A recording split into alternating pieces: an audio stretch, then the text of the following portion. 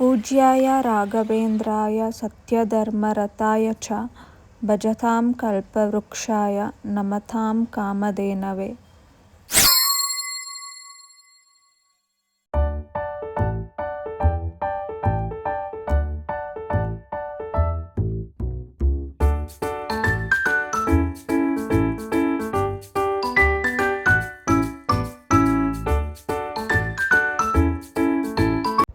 Hi, ನಮಸ್ತೆ ಎಲ್ಲರಿಗೂ. Welcome to Soundarya Yallappa YouTube channel.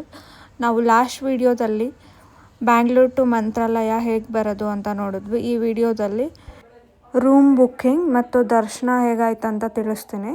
ಮತ್ತು ರಾಘವೇಂದ್ರ ಸ್ವಾಮಿಯವರ ಸನ್ಯಾಸ ಜೀವನ ಚರಿತ್ರೆಯನ್ನು ಸಣ್ಣದಾಗಿ ಈ ವಿಡಿಯೋದಲ್ಲಿ ಹೇಳಿದ್ದೀನಿ.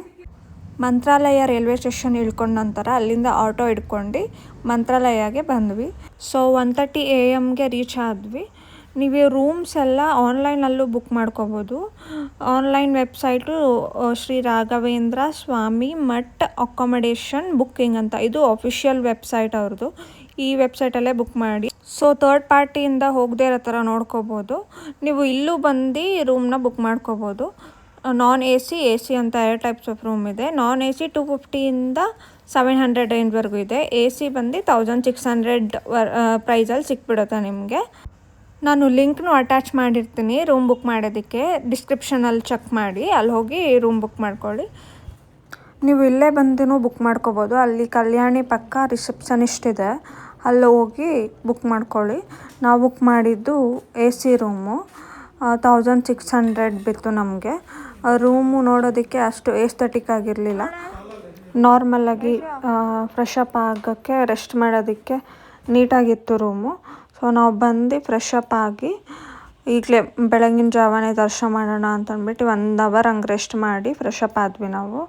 ಆಮೇಲೆ ಸ್ವಲ್ಪ ವೀಡಿಯೋ ಫೋಟೋಸ್ ಎಲ್ಲ ತೊಗೊಂಡು 6 o'clock ಟೆಂಪಲ್ ಓಪನ್ ಅಂತ ಹೇಳಿದರು. 5:30 ಅಷ್ಟರಲ್ಲಿ ನಾವು ಟೆಂಪಲ್ ಎಂಟ್ರೆನ್ಸಲ್ಲಿ ಇದ್ವಿ.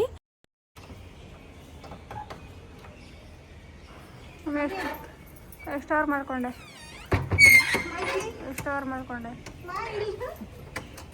ಏನು ಅಲ್ಲಿರೋದು ತೋರ್ಸೋದಕ್ಕೆ, ಅಲ್ಲಿ ತೋರಿಸು. ಬ್ರಷ್ ಮಾಡಿ 4 hour ಮೊಬೈಲ್ಗಳು ನೋಡಿ. ಫೋಟೋ ಹೊಡಿ ಅಂದರೆ ವ್ಲಾಗ್ ಮಾಡ್ತಾಳೆ. ಫೋಟೋ ಗೇಟ್ ಐತೇನೆ ಅಲ್ಲಿ. ಹಂಗಲ್ಲ ಮತ್ತೆ ಹಿಂಗೆ ನಂಗೆ ಗೊತ್ತು. ಅಲ್ಲಿ ಅವರೆಲ್ಲ ಬರ್ತಾರೆ. ರೆಕಾರ್ಡ್ ಆಗ್ತೈತಾ? ಆಗ್ತದೆ. ವ್ಲಾಗ್ ಮಾಡೋದು ಕಲಿಸಿ ನಿಮ್ಮ ಮಕ್ಕಳಿಗೆ. ಸೊ ನೋಡೋದಲ್ಲ ಹೇಗೆ ರೆಡಿ ಆಗಿದ್ದೀವಿ ಅಂತ. ಸ್ಯಾರಿ ಉಟ್ಕೊಂಡು ಕ್ಲೀನಾಗಿ ರೆಡಿ ಆಗಿ ಔಟ್ಫಿಟ್ ವಿಡಿಯೋ ಎಲ್ಲ ತೊಗೊಳ್ತೀವಿ. ನೋಡಿ ಟೈಮ್ ಎಷ್ಟಾಗಿದೆ ಅಂತ ತೋರಿಸ್ತೀನಿ. 5 ಆಗಿತ್ತು. ಕರೆಕ್ಟ್ ಶಾರ್ಪ್ 5ಗೆ ರೆಡಿ ಆಗಿ ರೂಮಿಂದ ಆಚೆ ಬಂದ್ವಿ ನಾವು. ಮಮ್ಮಿ ಎಷ್ಟು ಗಂಟೆ ಹೇಳಿದ? ಮಮ್ಮಿ ಎಷ್ಟು ಗಂಟೆ? 5 ಗಂಟೆ ಕರೆಕ್ಟಾಗಿ ಹೇಳ್ಬಿಟ್ಟಿದ್ಯಾ? 2 ಅವರ್ ಮುಂಚೆ ಹೇಳೋಳು. ಮಾರ್ನಿಂಗ್ 5 o'clock ಟೆಂಪಲ್ ನೋಡಿ ಎಷ್ಟು ರಶ್ ಇದೆ. ನಾವು ಬೇರೆ ಸಂಡೇ ಬಂದಿದ್ದು, May 31 ಬಂದಿದ್ದು ನಾವು. May 31, 2026. ಇವತ್ತು ನಮ್ಮ ಮಮ್ಮಿ ಡ್ಯಾಡಿ ಆ್ಯನಿವರ್ಸರಿ. ಸೊ ಅದಕ್ಕೆ ಮಂತ್ರಾಲಯ ದರ್ಶನ ಮಾಡೋಣ ಅಂತ, ಅವ್ರಿಗೂ ಸ್ವಲ್ಪ ದೇವ್ರ ದರ್ಶನ ಮಾಡಿದ್ದೀವಿ ಅಂತ ಚೆನ್ನಾಗಿ ಅನಿಸುತ್ತೆ ಅಂತ ಅಂದ್ಬಿಟ್ಟು ಪ್ಲ್ಯಾನ್ ಮಾಡಿ ಮಂತ್ರಾಲಯಗೆ ಬಂದ್ವಿ. ದೇವ್ರೂ ಈ ಟೈಮಲ್ಲೇ ಕರ್ಸ್ಕೊಂಡಿದ್ದಾರೆ.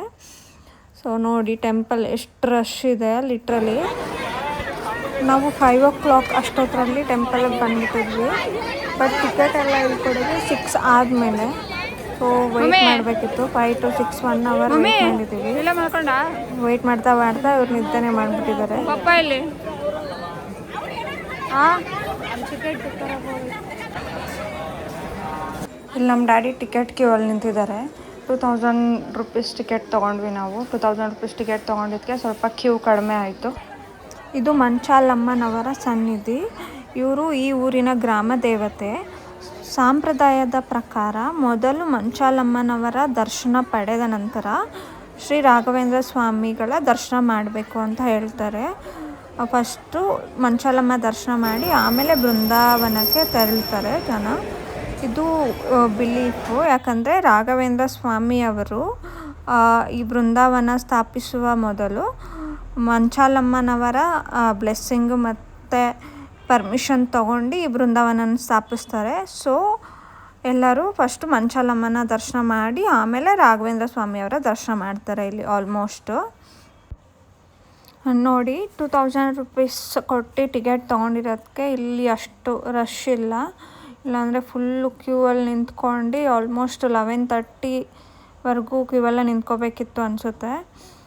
ನಾವು ಟಿಕೆಟ್ ತೊಗೊಂಡಿರೋದ್ರಿಂದ ಸೊ ಅಷ್ಟು ಟಯರ್ಡು ಅನಿಸಿಲ್ಲ, ಬೇಗ ದರ್ಶನ ಮಾಡ್ಕೊಂಡು ಬಂದ್ವಿ.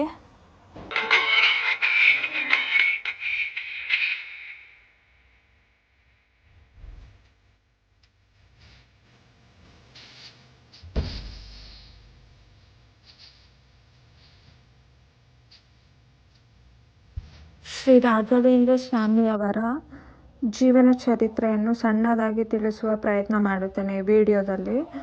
ಶ್ರೀ ರಾಘವೇಂದ್ರ ಸ್ವಾಮಿಯವರು ಭಕ್ತರ ಕಷ್ಟಗಳನ್ನು ದೂರ ಮಾಡುವ ಗುರು ಮತ್ತು ಕಲಿಯುಗದ ಕಾಮಧೇನು ಎಂದು ಕರೆಯುತ್ತಾರೆ.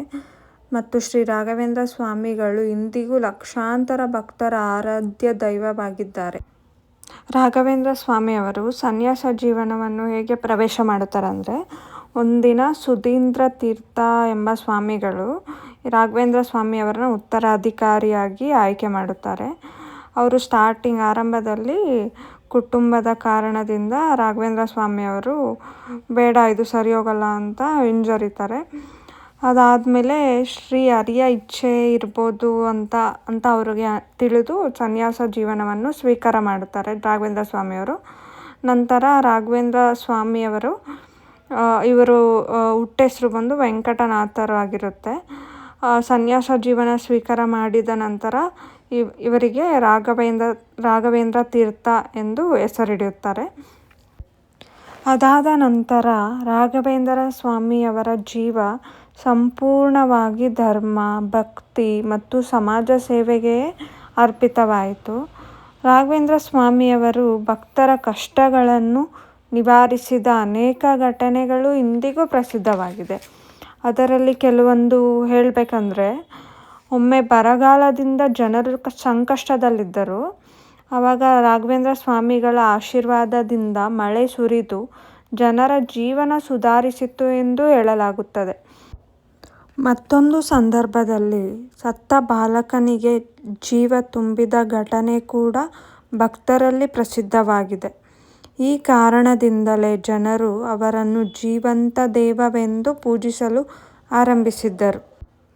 ರಾಘವೇಂದ್ರ ಸ್ವಾಮಿಗಳು ತಮ್ಮ ಜೀವನದ ಕೊನೆಯ ದಿನಗಳು ಮಂತ್ರಾಲಯವನ್ನು ತಮ್ಮ ತಪೋಭೂಮಿಯನ್ನಾಗಿ ಆರಿಸಿಕೊಂಡಿದ್ದರು. ಅವರು ಭಕ್ತರಿಗೆ ಹೀಗೆ ಹೇಳಿದರು: ನಾನು ದೇಹದಿಂದ ದೂರವಾದರೂ ನನ್ನ ಆಶೀರ್ವಾದ ಸದಾ ಭಕ್ತರೊಂದಿಗೆ ಇರುತ್ತದೆ. 1671 ಇಸ್ವಿಯಲ್ಲಿ ಜೀವಂತ ಬೃಂದಾವನವನ್ನು ಪ್ರವೇಶ ಮಾಡಿದ್ದರು. ಬೃಂದಾವನ ಪ್ರವೇಶ ಮಾಡುವ ಮೊದಲು ಸಾವಿರಾರು ಭಕ್ತರಿಗೆ ಆಶೀರ್ವಾದ ನೀಡಿ ಶ್ರೀ ಹರಿಯ ಧ್ಯಾನದಲ್ಲಿ ಲೀನರಾದರು. ಇಂದಿಗೂ ಮಂತ್ರಾಲಯ ಬೃಂದಾವನಕ್ಕೆ ಲಕ್ಷಾಂತರ ಭಕ್ತರು ಭೇಟಿ ಮಾಡುತ್ತಾರೆ. ರಾಘವೇಂದ್ರ ಸ್ವಾಮಿಗಳು ಬೃಂದಾವನದಲ್ಲಿ ತಪಸ್ಸು ಮಾಡುತ್ತಿದ್ದು ಭಕ್ತರ ಕಷ್ಟಗಳನ್ನು ನಿವಾರಿಸುತ್ತಿದ್ದಾರೆ ಎಂದು ನಾನೂ ನಂಬಿರುತ್ತೇನೆ. ರಾಘವೇಂದ್ರ ಸ್ವಾಮಿಗಳ ಜೀವನ ನಮಗೆ ಹಲವು ಮಹತ್ವದ ಪಾಠಗಳನ್ನು ಕಲಿಸುತ್ತದೆ. ಕಷ್ಟಗಳು ಬಂದರೂ ಧೈರ್ಯ ಕಳೆದುಕೊಳ್ಳಬಾರದು.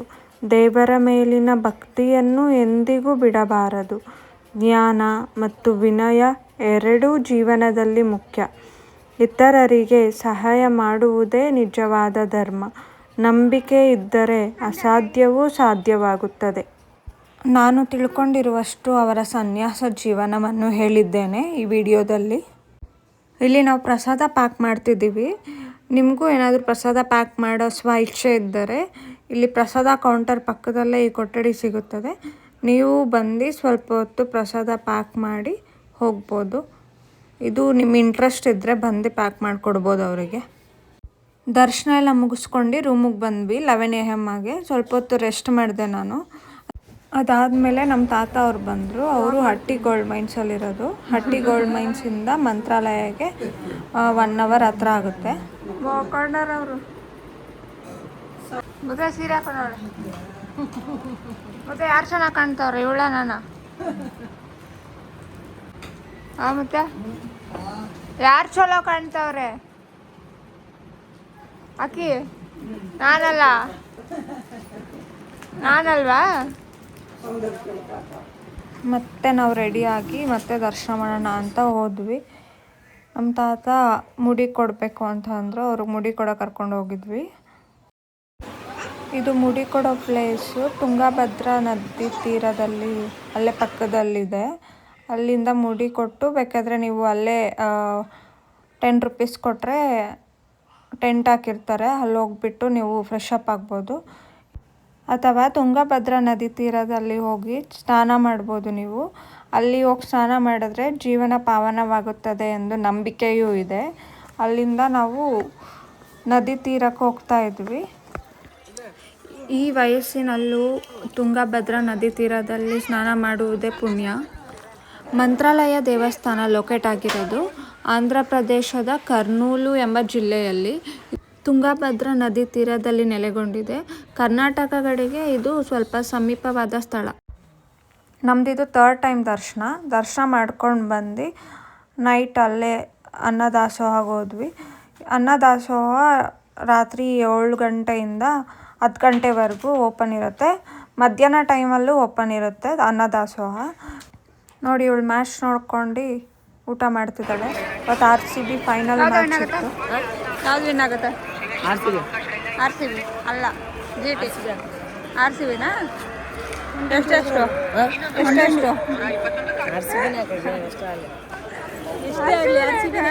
Confidence. RCB ಫ್ಯಾನಾ? 2 fan.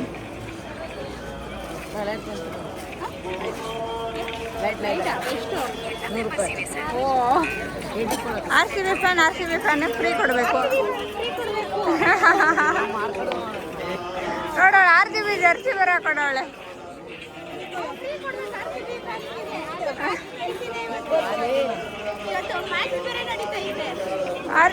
Finally RCB win ಆಯಿತು. ಇದು day 2 staying in Mantralaya. Next day fresh up ಆದ್ವಿ, ಮತ್ತೆ ಮಂತ್ರಾಲಯ ದರ್ಶನ ಮಾಡೋಣ ಅಂತ ಹೋದ್ವಿ. ಡೇ 2 ದರ್ಶನ ಅಂತೂ ತುಂಬ ಚೆನ್ನಾಗಾಯಿತು. ರಾಯರ್ ಮುಂದೆ ಏನಿಲ್ಲ ಅಂದರೂ 5 ನಿಮಿಷ ಅಲ್ಲೇ ನಿಂತ್ಕೊಂಡಿದ್ವಿ. ನಮ್ಮ ತಾತಂಗೆ ವಯಸ್ಸಾಗಿತ್ತು ಅಂತ ಅವ್ರು ಅಲ್ಲೇ ನಿಲ್ಸ್ಕೊಂಡಿದ್ರು. ಎಷ್ಟೊತ್ತಾಗುತ್ತೋ ಅಷ್ಟೊತ್ತು ನೋಡಿ ದೇವ್ರನ್ನ ಅಂತ ಹೇಳ್ಬಿಟ್ಟು.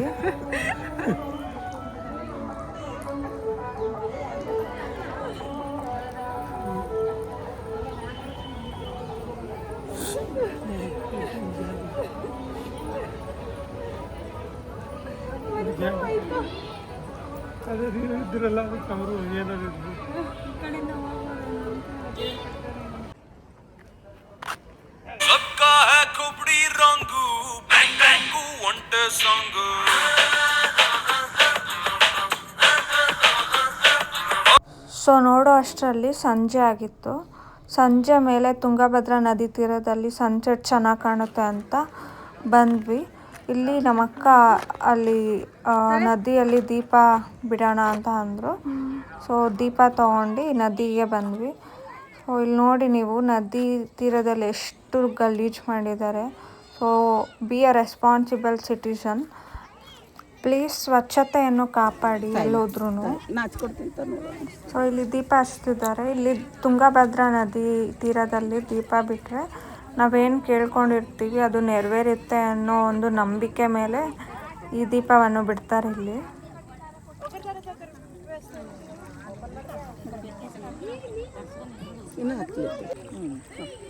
ನಮಸ್ಕಾರ. ನೀನು ಮುಂದೆ ಹೋಗ್ಬೇಡವ್ವ ಯವ್ವ, ನನಗೆ ಅನ್ಸುತ್ತೆ.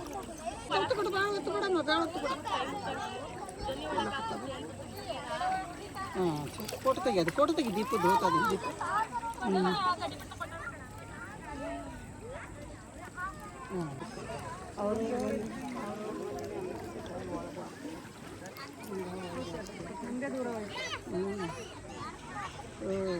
ನಿಂದೆ ದೂರ ಹೋಯ್ತಾ?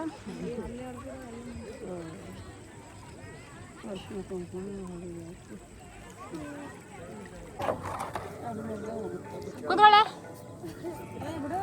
ಕುತ್ಕೋ ಕುತ್ಕೋ. ಅವನು ಅವಳು ವೈಟ್ ಅಯ್ಯೋ ದಬಾಕ್ತಾನ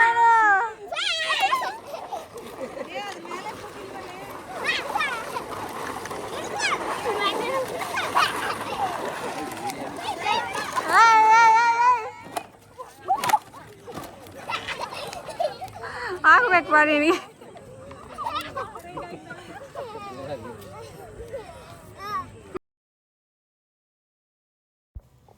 ಸೊ ದರ್ಶನ ಮುಗಿಸ್ಕೊಂಡು ತುಂಗಭದ್ರಾ ನದಿಗೆ ಹೋಗಿ ದೀಪ ಬಿಟ್ಟು ರೂಮ್ಗೆ ಹೋಗಿ ಫ್ರೆಶ್ ಅಪ್ ಆಗಿ ಮತ್ತು ನೈಟು ಡಿನ್ನರ್ ಮಾಡೋಣ ಅಂತ ಹೋಟೆಲಿಗೆ ಬಂದ್ವಿ. ಡಿನ್ನರ್ ಮುಗಿಸ್ಕೊಂಡು ಹಾಗೆ ಒಂದು ಗೋಲಿ ಸೋಡಾ ಕುಡ್ಕೊಂಡು ರೂಮ್ಗೆ ಹೋಗಿ ಬರ್ತಿಲ್ಲ.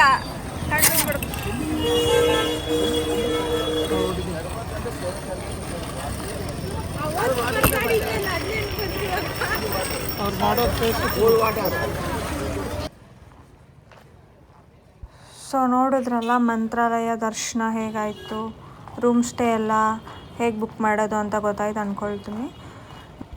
ನಾವಿಲ್ಲಿಂದ ಹೊರಡೋ ಟೈಮ್ ಆಯಿತು. ನಮಗೆ ರಾತ್ರಿ 11:30ಗೆ ಮಂತ್ರಾಲಯ ರೈಲ್ವೆ ಸ್ಟೇಷನ್ನಿಂದ ಬ್ಯಾಂಗ್ಳೂರಿಗೆ ಟ್ರೈನ್ ಇತ್ತು.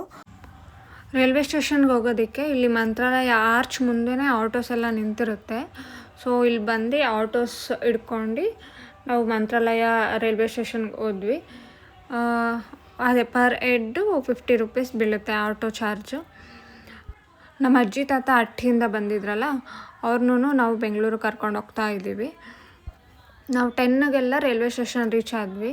ಇವಳು ನೋಡಿ, ಇವಳಿಗೆ ನಾಳೆ ಎಕ್ಸಾಮ್ ಇತ್ತು ಅಂತ ಅಂದ್ಬಿಟ್ಟು ಫುಲ್ಲು ನೋಡ್ತಾರ ಓದ್ತಾ ಕೂತಿದ್ದಾಳೆ ರೈಲ್ವೆ ಸ್ಟೇಷನಲ್ಲಿ. ಆ ಸೌಂಡ್ಗೆ ಅದು ಹೆಂಗೆ ಓದ್ತಿದ್ದಾಳೋ ಅವಳಿಗೆ ಗೊತ್ತು. ಅದೇನೋ ಗಾದೆ ಇದೆಯಲ್ಲ, ಯುದ್ಧ ಕಾಲದಲ್ಲಿ ಕ್ಷತ್ರಾಭ್ಯಾಸ ಮಾಡೋದು ಅಂತ, ಇಂಥವ್ರನ್ನೇ ನೋಡಿ ಬರೆದಿರ್ಬೋದು ಗಾದೆನ. ನಾಳೆ ಎಕ್ಸಾಮ್ ಅಂದರೆ ಇವತ್ತು ಕೂತ್ಕೊಂಡು ಓದೋರು. ಆ್ಯಕ್ಚುಲಿ ಹೇಳ್ಬೇಕಂದ್ರೆ ನಾನು ಹಂಗೆ ಮಾಡ್ತಿದ್ವಿ. ನಾಳೆ ಎಕ್ಸಾಮ್ ಅಂದರೆ ಇವತ್ತೆಲ್ಲ ರಾತ್ರಿ ಕೂತ್ಕೊಂಡು ಓದ್ತಿದ್ದೆ. ಇವಾಗ ನನಗೆ ನೆನಪಾಗ್ತಿದೆ. ಸೊ ನಾವು ಬ್ಯಾಂಗ್ಳೂರಿಗೆ ರೀಚ್ ಆದ್ವಿ ಮಾರ್ನಿಂಗ್ 7:41 AM ಚಿಕ್ಕಬಾಣಾವರ ರೈಲ್ವೆ ಸ್ಟೇಷನ್ಗೆ ಇಳ್ಕೊಂಡ್ವಿ. ಇಲ್ಲಿಂದ ನಮ್ಮ ಮನೆ 30 ಮಿನಿಟ್ಸ್ ದೂರ. ಮನೆಗೆ ರೀಚ್ ಆದಮೇಲೆ ಮೇಡಮ್ ಅವರು ಕಾಲೇಜಿಗೆ ರೆಡಿ ಆದರು. ನೋಡಿದ್ರೆ ಫುಲ್ ತಲೆನೋವು ಮೈಕೈ ನೋವು ಅಂತಿದ್ಲು. ಆಮೇಲೆ ಎಕ್ಸಾಮ್ ಬರೆಯೋಕ್ಕೆ ಹೋದ್ಲು ಅವಳು. ಈ ವಿಡಿಯೋ ನೋಡಿದ್ದಕ್ಕೆ ನಿಮ್ಮೆಲ್ಲರಿಗೂ ಧನ್ಯವಾದಗಳು. ಶ್ರೀ ರಾಘವೇಂದ್ರ ಸ್ವಾಮಿಯವರ ಆಶೀರ್ವಾದ ನಿಮ್ಮೆಲ್ಲರೊಂದಿಗೆ ಇರಲಿ ಎಂದು ನಾನು ಆಶಿಸುತ್ತೇನೆ. ಈ ವಿಡಿಯೋ ಇಷ್ಟವಾಗಿದೆ ಲೈಕ್, ಶೇರ್ ಮತ್ತು ಸಬ್ಸ್ಕ್ರೈಬ್ ಮಾಡಿ. ಹಾಗೆ ಕಮೆಂಟ್ ಬಾಕ್ಸಲ್ಲಿ ತಿಳಿಸಿ ನಿಮಗೆ ಹೇಗೆ ಅನ್ನಿಸ್ತು ಅಂತ.